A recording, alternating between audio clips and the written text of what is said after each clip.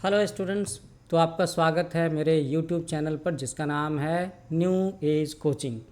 और आज के दिन हम लोग ये जो हिंदी की किताब है परिवेश क्लास 7 के लिए उसके चैप्टर 11 जिसका नाम है परीक्षा, ये यहाँ पर देख रहे हो ना आप, इसी का सॉल्यूशन हम लोग डिस्कस करने जा रहे हैं।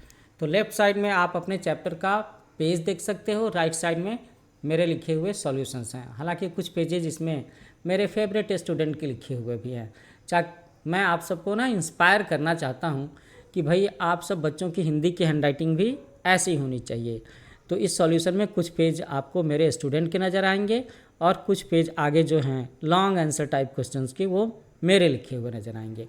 तो चैनल का नाम याद रहेगा ना, न्यू एज कोचिंग। मुझे उम्मीद है आप सब लोगों ने इसे पहले भी देखा होगा, नहीं देखा है तो अभी देख रहे हैं तो इसे ज़रूर सब्सक्राइब कर लीजिए। और चैप्टर का सॉल्यूशन कैसा लग रहा है इसको लेकर के कमेंट ज़रूर लिखना और आप इसे लाइक भी ज़रूर करोगे, मुझे आपके कमेंट्स का इंतजार रहेगा। तो आगे बढ़ते हैं हम लोग। तो पहले मैं देख रहा हूँ कि इस चैप्टर में जो कुछ शब्दार्थ सेक्शन में नए नए शब्द हैं उसके अर्थ लिखे हुए, तो इसे मैं एक बार दोहरा देता हूँ। पहला शब्द है दीवान।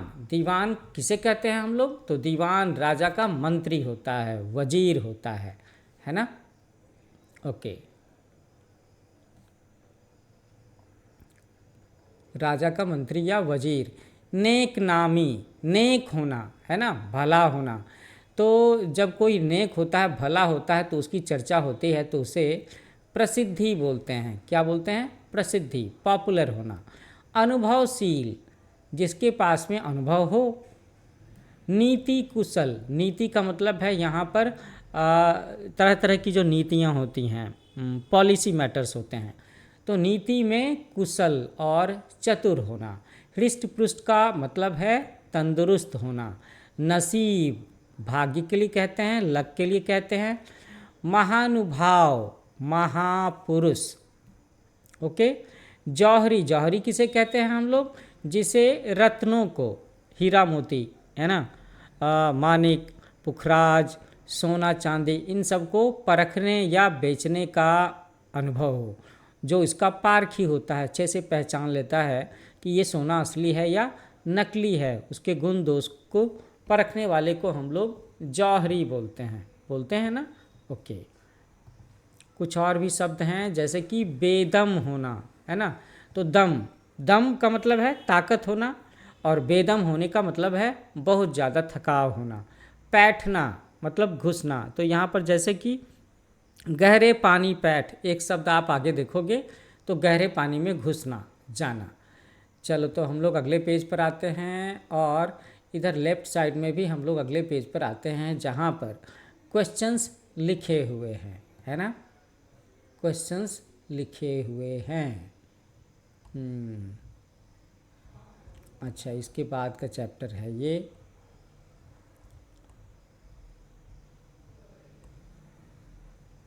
लो क्वेश्चंस आ गए। हालांकि ये जो मैंने पेज दिखाया है आपको, इसमें भी क्वेश्चन लिखे हुए नज़र आएंगे।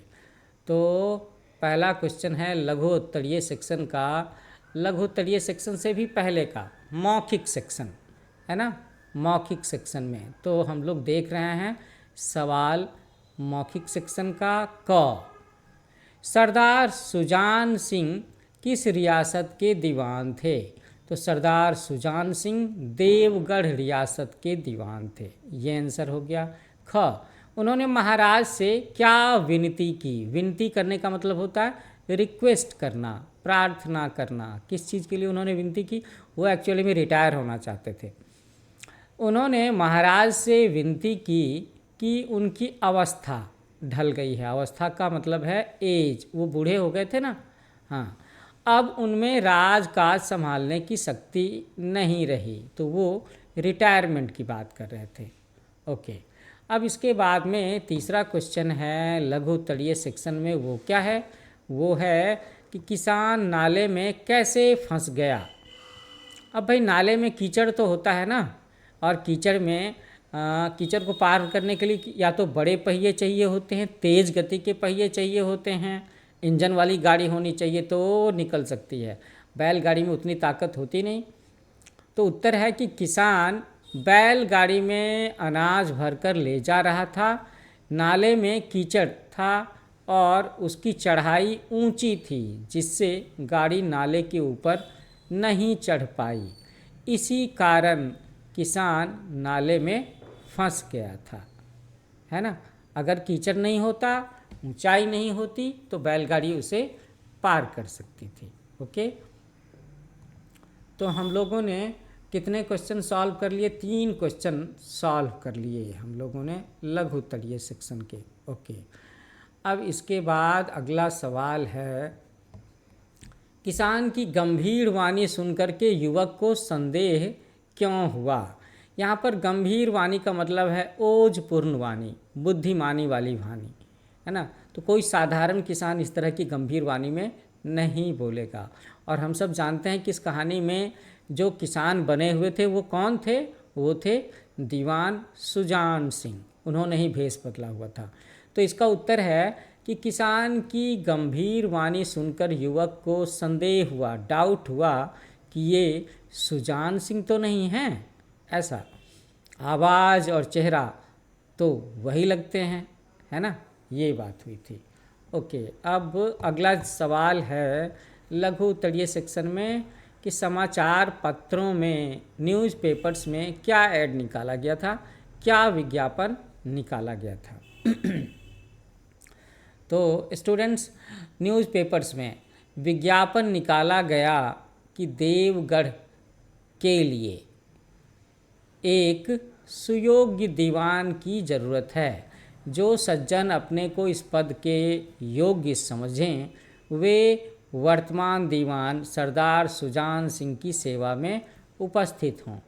इसके अतिरिक्त विज्ञापन में लिखा गया कि विद्या का कम परंतु कर्तव्य परायणता का अधिक विचार किया जाएगा।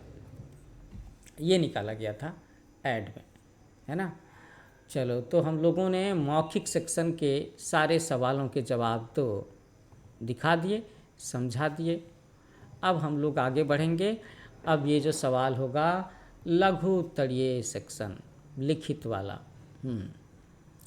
तो लिखित में पहला सवाल है कि सरदार सुजान सिंह अपने किन गुणों के कारण दीवान बने थे। भाई, दीवान का पोस्ट, मंत्री का पोस्ट एक बड़ा पोस्ट तो होता है, तो दीवान सुजान सिंह में ऐसे कौन कौन से गुण रहे होंगे? इसका उत्तर है कि सरदार सुजान सिंह अनुभवशील और नीति कुशल थे और इसी के कारण वो दीवान बने थे। ख, एक दिन नए फैशन वालों को क्या सूझी? तो नए फैशन वालों का मतलब ये है कि आप लोगों को याद ही होगा कि इस कहानी में जो दीवान के पोस्ट की वैकेंसी निकाली गई तो बहुत सारे लोगों ने अप्लाई किया था। तो उसमें से कुछ ऐसे कैंडिडेट थे जो नए फैशन वाले थे। तो एक दिन नए फैशन वालों को हॉकी खेलने का सूझा, है ना। ग, पढ़े लिखे लोग कौन कौन से खेल खेलते थे? पढ़े लिखे लोग शतरंज और ताश जैसे गंभीर खेल खेलते थे, है ना। तो शतरंज और ताश, इन दोनों में ना दिमाग का ज़्यादा इस्तेमाल होता है, ये फिजिकल गेम्स नहीं होते। ओके, हॉकी फिजिकल गेम है, दिमाग भी चाहिए, ताकत भी चाहिए। अच्छा, अब यहाँ पर अगला प्रश्न है कि घ, युवक ने किसान को क्या सलाह दी? है ना। कौन युवक? वही युवक जिसको कि हॉकी खेल में थोड़ी चोट लग गई थी, जो लंगड़ा रहा था, जो किसान बने हुए सुजान सिंह की मदद करने आया था। ओके, तो युवक ने किसान को सलाह दी कि वह जाकर गाड़ी पर बैठ करके बैलों को साधे, है ना। बैलों को साधने का मतलब है जैसे कि स्टीयरिंग व्हील, ड्राइवर का जो व्हील होता है ना, कार की व्हील होती है, हैंडल, उसे साधे और युवक पहियों को धकेल देगा। तो जिस दिशा में वो साधेगा बैलों को, उसी दिशा में बैल आगे बढ़ेगा। ये सुझाव दिया था युवक ने किसान को। ओके, अच्छा, तो अब घ के बाद एक और क्वेश्चन होना चाहिए अंग। इसमें है कि किसान ने इनाम की बात पर युवक से क्या कहा? तो इसका उत्तर यहाँ पे है। किसान ने कहा, नारायण चाहेंगे तो दीवानी आपको ही मिलेगी। तो ये बात कही थी और ये एक तरह से इनडायरेक्टली आशीर्वाद भी था किसान के द्वारा उस नवयुवक के लिए, जिस नवयुवक का नाम आगे चल कर के हम लोग जानते हैं। क्या नाम था उसका? उसका नाम था जानकी नाथ। ओके, तो स्टूडेंट अब हम लोग आ गए हैं दीर्घ उत्तरीय प्रश्न वाले सेक्शन में। तो यहाँ पर आप हैंडराइटिंग बदली हुई देख रहे होंगे, तो एक्चुअली में ये मेरी हैंडराइटिंग है। तो दीर्घ उत्तरीय सेक्शन में लॉन्ग आंसर टाइप क्वेश्चंस में पहला क्वेश्चन है आपका कि दीवान के पद के लिए क्या शर्तें रखी गई। दीवान के पद के लिए हृष्ट पुष्ट होना आवश्यक शर्त थी, हेल्दी होना, साथ ही आचार विचार और रहन सहन पर खड़े उतरना वो भी एक शर्त थी। इसमें ये भी था कि भाई आपका विद्यावान होना तो ज़रूरी है ही, साथ में आपका कर्तव्यवान होना ज़्यादा ज़रूरी था। ओके, सेकंड क्वेश्चन दीर्घ उत्तरीय का, दीवान सुजान सिंह कहाँ और किस रूप में परीक्षा लेने पहुँचे। तो दीवान सुजान सिंह मैदान से पड़े एक नाले के पास में एक किसान के रूप में परीक्षा लेने पहुँचे। किसान के रूप में वह अनाज के बोरे लदी गाड़ी को नाला पार कराना चाहते थे। तीसरा क्वेश्चन है कि खिलाड़ियों ने किसान की मदद क्यों नहीं की। ग, ज़्यादातर खिलाड़ी खेल की वजह से काफ़ी थके हुए थे, पसीने से तरबतर और बेदम थे। उसमें से कुछ घायल थे, अधिकतर खिलाड़ी स्वार्थी थे, उनमें उदारता और भाईचारा का नाम न था। इस वजह से उन खिलाड़ियों ने किसान की मदद नहीं की। अच्छा, तो अब घ सवाल है। घ सवाल में ये पूछा जा रहा है कि भाई किसान की मदद कैसे मनुष्य ने की, है ना। किसान की मदद कैसे मनुष्य ने की। तो किसान की मदद करने वाला मनुष्य कैसा था? वह एक ऐसा मनुष्य था जिसके हृदय में दया थी और साहस था। उसे हॉकी खेलते हुए थोड़ी चोट भी लगी थी, फिर भी उसके अंदर में आत्मबल था, है ना। उसमें आत्मबल था, तभी तो वो किसान की मदद करने को आया, है ना। अगर आत्मबल नहीं होता तो वो भी बाकी युवकों की तरह से ही दूर से देखता रहता और चला जाता। तो ये एक ऐसा मनुष्य था जिसके हृदय में दया थी, साहस था, आत्मबल था, जिसका नाम था जानकीनाथ। अंग, अब ये जो क्वेश्चन है कि किसान ने इनाम की बात पर युवक से क्या कहा, ये तो हम लोग पहले डिस्कस कर चुके हैं। यहाँ हम लोग घ में आएंगे, किसान की मदद कैसे मनुष्य ने की, इसका जवाब भी हम लोगों ने कर लिया है। अंग ये है दीर्घ उत्तरीय का कि सरदार सुजान सिंह ने किसे दीवान का पद सौंपा और क्यों। इसका उत्तर यहाँ पे है कि सरदार ने पंडित जानकी नाथ नाम के युवक को रियासत का दीवान पद सौंपा। पंडित जानकीनाथ वही नवयुवक मनुष्य थे जिन्होंने किसान बने सुजान सिंह की बैलगाड़ी को नाला पार करवाने में मदद की थी जब हॉकी का खेल हुआ था। सुजान सिंह की नज़र में पंडित जानकीनाथ में वो सभी गुण मौजूद थे, जैसे कि दयालु होना, आत्मबल के साथ साथ में उदारता का भी होना, है ना, जानकारी भी थी उन्हें, है ना। तो ऐसे ही व्यक्ति को सरदार सुजान सिंह ने दीवान का पद सौंपा था। ओके, तो हम लोगों ने दीर्घ उत्तरीय सेक्शन में भी सारे सवाल सॉल्व कर लिए। अच्छा, तो अब क्या बचता है? अब मुझे लगता है कि अभी भी कुछ सवाल हैं दीर्घ उत्तरीय में, अभी देखते हैं। जी हाँ, यहाँ पर सवाल है कि जानकीनाथ को कुछ लोग आदर से और ईर्ष्या से क्यों देख रहे थे।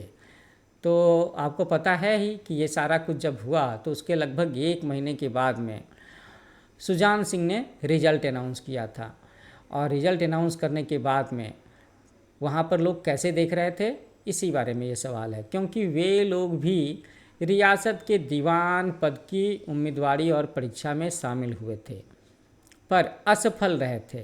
तो जो सज्जन पुरुष थे, हेल्दी कंपटीशन में विश्वास रखते थे, उन्होंने उसकी श्रेष्ठता सिद्ध होने पर आदर का भाव दिखाया, जबकि बाकी अभिमानी थे तो उन अभिमानी उम्मीदवारों ने ईर्ष्या से देखा। अब यहाँ पर जो ये क्वेश्चन है लिखा है कि आशय स्पष्ट करें, है ना, अर्थ स्पष्ट करें। तो पहला है कि कहीं भूल चूक ना हो जाए तो बुढ़ापे में दाग लगे। इसका मतलब ये है कि सुजान सिंह को बूढ़े हो जाने पर शरीर और बुद्धि के स्वस्थ न रहने से दीवानी का कर्तव्य निभाने में भूल चूक होने का अंदेशा था, डर था, जिससे उनकी जीवन भर के इज्जत पर दाग लगने का डर हो रहा था। इसीलिए वो रिक्वेस्ट कर रहे थे राजा से कि भाई मुझे रिटायरमेंट दे दो। सेकंड, गहरे पानी में बैठने से ही मोती मिलता है। तो इसका अर्थ क्या है? परिश्रम से ही समुचित फल मिलता है, जैसे कि गहरे पानी में डुबकी लगाने पर गोताखोर को मोती मिलता है। थर्ड, आत्मबल, वह जो विपत्ति का वीरता के साथ सामना करे। कहने का मतलब है कि आखिर आत्मबल क्या है? तो ये शब्द सुजान सिंह ने नए दीवान का निर्णय सुनाते समय कहे थे, जिसका अर्थ है कि व्यक्ति का आत्मबल ऐसा होना चाहिए कि वह कष्टों का सामना वीरता से कर सके, जैसे जानकीनाथ के आत्मबल ने किसान पर आई विपत्ति का सामना वीरतापूर्वक किया था। ओके, तो इसके साथ ही लॉन्ग आंसर टाइप क्वेश्चंस का आंसर यहाँ पर समाप्त होता है। अब हम लोग देख रहे हैं कि there are some multiple choice question, जिसे हिंदी में बहुविकल्पीय प्रश्न कहते हैं ना। ओके तो बहुविकल्पीय प्रश्न में हम लोग क्या देख रहे हैं? सवाल है, 3 सवाल है, क ख ग। सुजान सिंह ने कितनों वर्षों तक राजा की सेवा की? उत्तर है 40 वर्षों तक। सैकड़ों आदमी भाग्य परखने कहाँ आए थे? तो इसका उत्तर है देवगढ़ रियासत में। ग, परीक्षा के लिए उम्मीदवारों को कितने दिन रुकना था? 1 महीने तक रुकना था। थर्ड क्वेश्चन है कि हमें उचित शब्द के साथ में फिल इन दी ब्लैंक्स करना है। तो हम लोग क में फिलअप करेंगे, रियासत देवगढ़ में यह खेल बिल्कुल निराली बात थी। खून की गर्मी आँखों और चेहरे से झलक रही थी, ये हो गया। ग, एक किसान अनाजों से भरी हुई गाड़ी लिए हुए उस नाले के पास आया। घ, नारायण चाहेंगे तो दीवानी आपको ही मिलेगी। यही बात कहा था ना किसान बने हुए सुजान सिंह ने उस युवक से, जानकीनाथ से। उम्मीदवारों के कलेजे धड़क रहे थे, दिल धड़क रहे थे। इसका उत्तर ये है। गहरे पानी में बैठने से ही मोती मिलता है, ये हो गया उसका उत्तर। फोर्थ क्वेश्चन यहाँ पे है, जिसमें आप देख सकते हो कि कुल मिलाकर के 5 सेंटेंस लिखे हुए हैं और आपको इसकी नंबरिंग करनी है कि पहला सेंटेंस कब आना चाहिए, कहानी में पहले क्या आया है, बाद में क्या आया है। तो हम लोग देख सकते हैं और इसके हिसाब से ग, ये सबसे पहले आया है। सरदार सुजान सिंह ने महाराज से विनती की। ख, ये सेकंड नंबर पर आया है कि देवगढ़ में सैकड़ों आदमी अपना भाग्य परखने के लिए आए। क, ये तीसरे नंबर पर आएगा कि किसान की गाड़ी नाले के कीचड़ में फंस गई थी। घ, पाँचवें नंबर पर आएगा। चौथे नंबर पर आएगा कि युवक ने किसान की गाड़ी निकालवाने में मदद की। और 5वें नंबर पर आएगा घ, जिसका मतलब है कि सरदार सुजान सिंह ने पंडित जानकीनाथ को दीवान चुना। तो स्टूडेंट्स, इसके साथ में ही आपका ये जो चैप्टर था, चैप्टर नंबर 12, जिसका नाम था परीक्षा, है ना, तो इसका क्वेश्चन आंसर यहाँ पर ख़त्म होता है। ये सारे के सारे सॉल्यूशन मैंने आपको बोल करके समझा दिए। तो जाने से पहले एक बार मैं फिर से आपको याद दिलाऊंगा कि मेरा चैनल का नाम है, क्या नाम है, न्यू एज कोचिंग। आप सब इसे लाइक करो, शेयर करो, सब्सक्राइब करो, अपने दोस्तों को भी बताओ। ये आपके उन दोस्तों के लिए काफ़ी फ़ायदेमंद है जिनका ये चैप्टर, ये क्लास स्कूल में छूट गया हो किसी वजह से, या उनके पास में स्कूल के नोट्स अवेलेबल ना हो, तो वो यहाँ से इस कहानी को समझ भी सकते हैं और अपना नोटबुक तैयार कर सकते हैं, ताकि आपको इंटरनल के पूरे 20 नंबर हिंदी में जो मिलते हैं ना असाइनमेंट पर, कॉपी वर्क के लिए, नोटबुक के लिए, वो पूरे के पूरे मिले। तो जल्दी मिलते हैं हम लोग नए चैप्टर के साथ में। Thanks for watching. Happy learning with new age coaching.